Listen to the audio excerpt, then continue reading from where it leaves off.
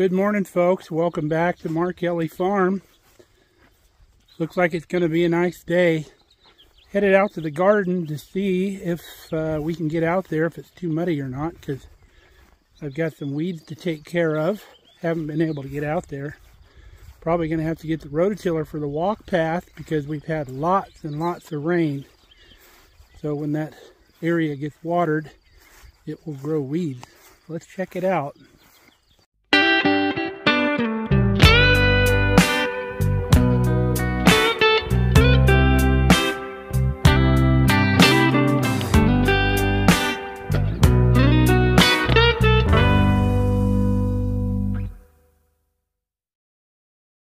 Yeah, the walk paths are definitely going to need rototiller action because they've been getting water. Usually the rows just get watered when we have to, and the walk paths stay dry and they don't promote weeds. But we're going to get out here. We're going to hoe the rows themselves, what few little weeds grow in the rows, and then I don't know if it'd be a good idea to do the rototiller today or not because it's still a little too wet, but if not, we'll get it done tomorrow. But first, a little coffee.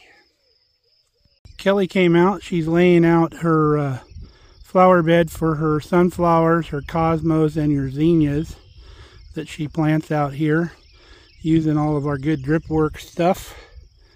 Lays out real nicely. She's already a pro at it. If you'd like to get some drip work stuff for yourself to do a project that you're doing, click on the link in the description of this video to DripWorks and enter the code MKFarm and you'll get 10% off your order. So make sure you get everything on that first order because I think that coupon code is a one-time use. We love the stuff. Got the garden rows all weeded. It didn't take very long, but it took longer than normal because of all the rain. And then I was actually helping Kelly unroll her drip hose, so it took a little bit longer. If the sun's out today, I'd probably be able to rototill the garden later on today. Get that done. Kelly's all planted out here, and she's already dripping. Got her drip lines on. Gonna get everything a good watering. Looks good, babes. Thank you. Well, I went and got my painting clothes on because we still have a little bit of painting that we're doing. Got our hood and our gas tank for the Cub all primed yesterday. It's ready for red paint. You can see paint shows up all of your imperfections. There's a dent in the fuel tank there. We didn't bother fixing that or anything like that. It can have some dings and dents. It's an old tractor. We could have body filled that and whatever, but I don't think so. So we'll get some red paint on this, and then can also shoot the red on our parade wagon over there. So we're going to start shooting some paint.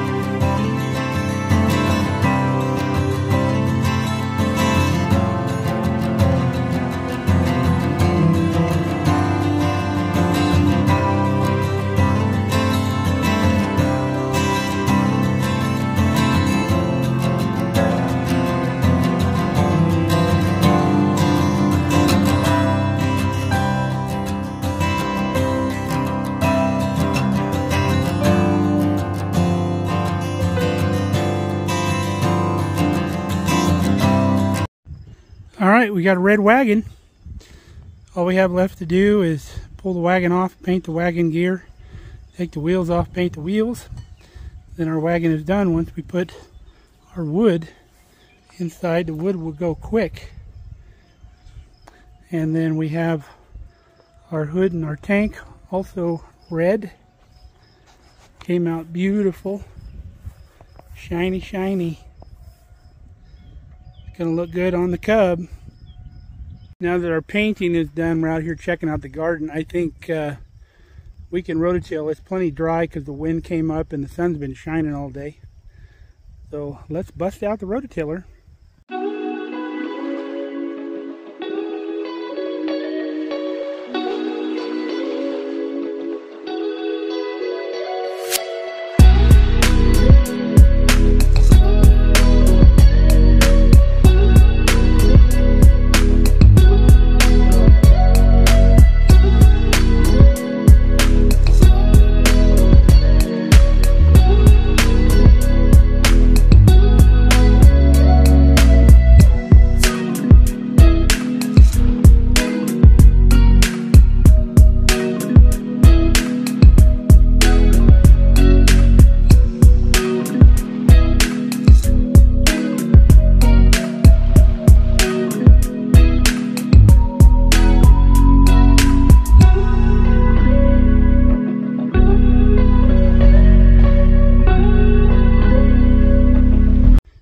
And just like that, folks, we are back to a weed-free garden. Just the way I like it. I also retilled our new asparagus patch. I think we're going to plant that here in a couple days when Kelly's off. We just have to take where we stubbed out our water hose here, bring a new line over. We need to dig out with the tractor to the center and then stub up for our new drip line. And we'll get those in. We'll do a garden update here in a couple days to show you how the garden's coming back from the hail damage. We've had 2 hailstorms. The last one wasn't really heavy, but we had some big hail. I saw a couple golf ball size hail bounce in the front yard, but thankfully we didn't get a bunch, so it didn't do a lot of damage here and there. But you can see some damage out on the plants where it looks like something whacked it and like broke it over, but it's still going to grow. Show you our lick tubs out here. This is lavender. Kelly's got some elderberry plants that were extra that she's planted. Lavender, our carrots, our wasabi radish, which probably a couple of them probably ready to go. And then our beets and some chives, and there's some bunching onions planted in here. Remember our herb bed that we did? Looking good over here. Be picking herbs here pretty soon. Let me show you what's left in the greenhouse. So here's some of the later stuff that we planted. Our cilantro is coming up over here. That's a slow bolt cilantro. This is a cantaloupe that we're going to take to the nursing home here on Thursday. They're doing a thing. We're going to plant some plants for them and stuff. Here's some of our lettuces right here. And these are heat tolerant lettuce. Thai basil here in the back. That is fantastic in soup. If you've never tried Thai basil, definitely do that. And then there's some lemon thyme and some sage and some other stuff here. I'm going to take some of these with me. And then this is that tray. This is the tray that I started for him here a while back. Look how big those cucumbers got so quick. And then some peas and some lettuces. And some jalapeno peppers in the back. Celery here in the front looking really good. And our tomatoes, we're going to go through. We'll plant those real deep. We'll take some of those. Here's our asparagus we're going to plant here in a couple days. This whole thing here and this whole thing here. And then Italian basil. So that's about what's left in the greenhouse. It won't be much left after the end of this week.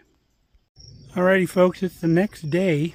So we've got the bin unbolted from the wagon gear. Got the temporary bolts out. So we're going to come in here with our pallet forks. I know we can lift it, but I'm concerned if we have enough pressure on our tilt function.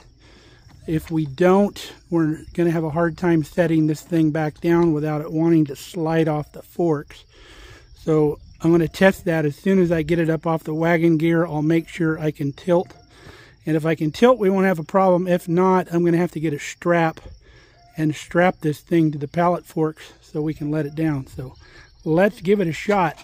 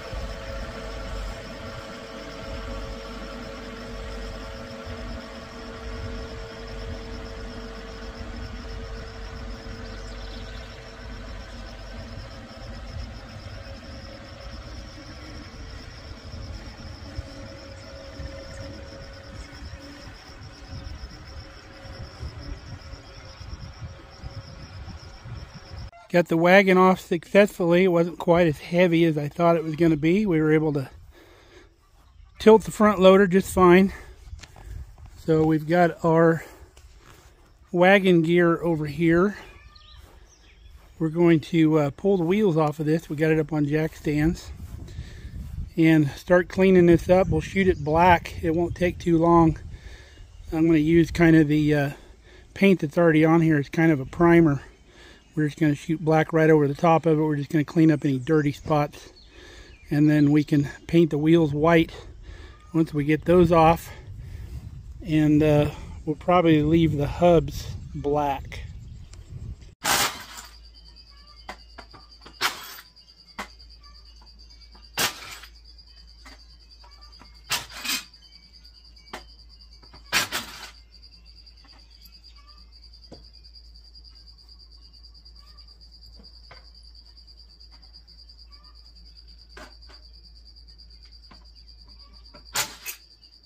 I wanted to show you something on this wheel. Now, if a farmer comes up missing a lug nut or a lug bolt, what they do is they get a smaller bolt, run it all the way through with a nut on the back side. Don't do that. That just messes up your threads on the inside of your hub. Go get a lug nut or a lug bolt.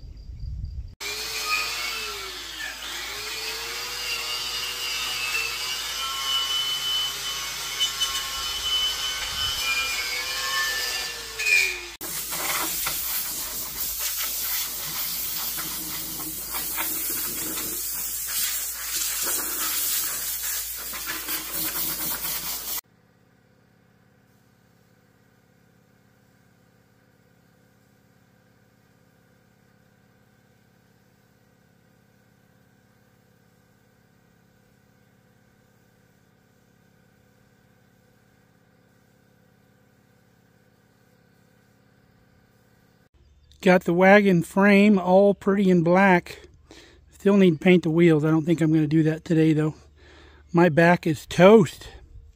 So I'm going to head in. I got a little bit to do to get ready for a softball game tonight. We're going to do some tailgating. So we'll get the stuff together for that. So we'll wrap this video up here. So hope you enjoyed hanging out with us. We enjoyed having you guys. So all of our projects are coming along and we're almost complete. So stick around, we'll get them all done. Love you guys.